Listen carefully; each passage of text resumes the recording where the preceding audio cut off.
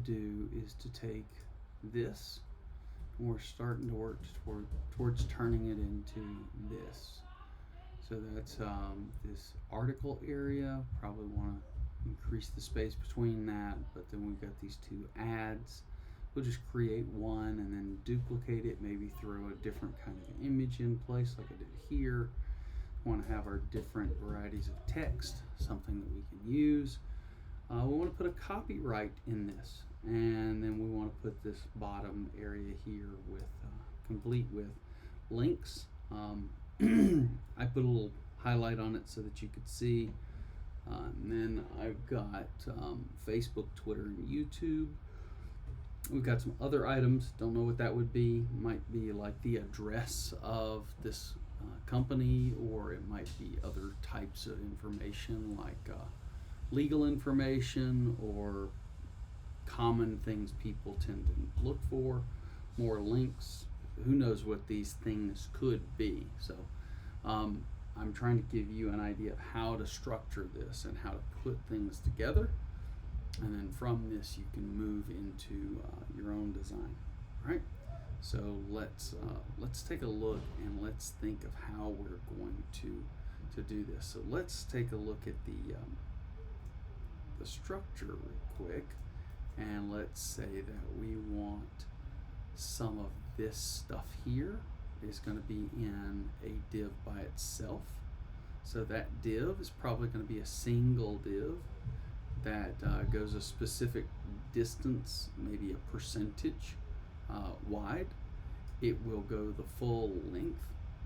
These divs will be inside of their own div, so we'll have a surrounding div that goes around all of these, and then inside of them we'll have an individual div for this ad and an individual div for this ad.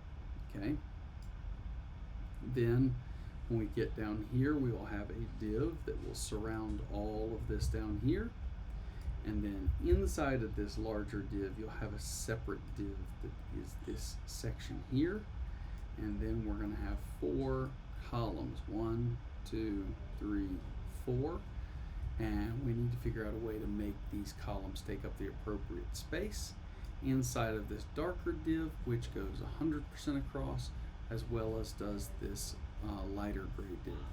Okay, so we've got all of that. Hopefully you've already got your top area done. So before we get too deep into the weeds of doing this div layout, I want to talk to you a little bit more about this up here. We're going to talk about the flex and display and all that sort of stuff. So let's hop over to that HTML real quick.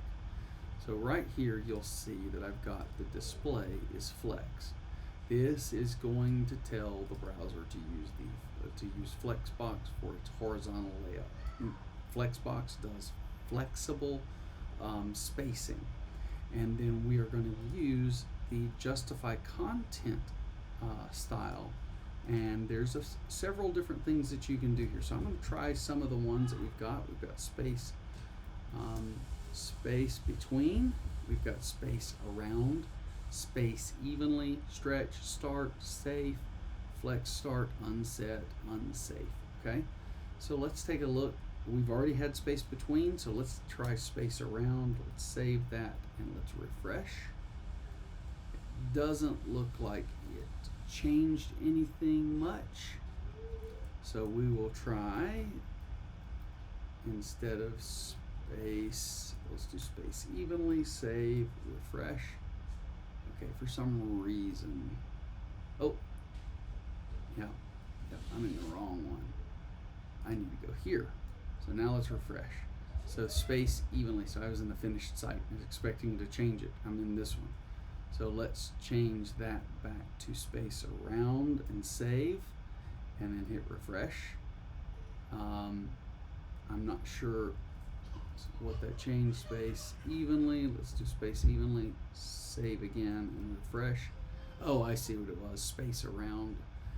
Then we do space between, so that you see back to normal, and that puts primarily all the space in this section right here.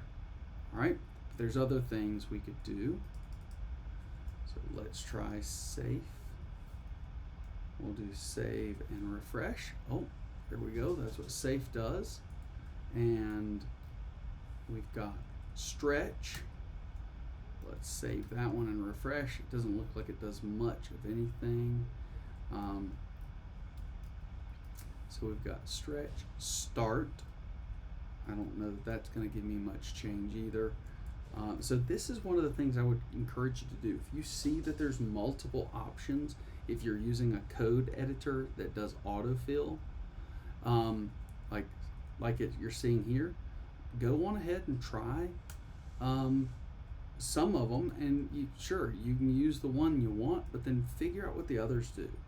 So far, I'm not seeing anything that really makes a big difference, and this is ultimately the one we want. So we refresh, and you see that's what those do. So anytime you're using a code editor that does autofill, one of the best ways to learn what a bit of styling does is to just go on ahead and use all of them, try them out, see what that does. And then one last thing I would do is when you figure out what that specific piece of CSS does, or maybe this specific setting in that CSS, create a comment. This is comments for CSS. This will not show up in your code, but this will tell you what this does. Again, I want to point out, comments can lie. This is a generic comment that this whole section deals with the alignment in this navigation section. But if you put something specific like this aligns it right or left, or turns it purple, just because you say that here doesn't mean that's what this does. So you want to make sure that if you're putting a comment in here, that you're either making it generic enough that it can always be true, or that you're updating that comment so that it aligns with whatever the truth of this CSS is. Remember, this is how we do comments in CSS, and this is how we do comments in HTML. Comments can lie, but code does not. So make your comments match your code, or vice versa. All right, I'm gonna end this video. Hopefully you learned something from it, and I'll see you in the next video.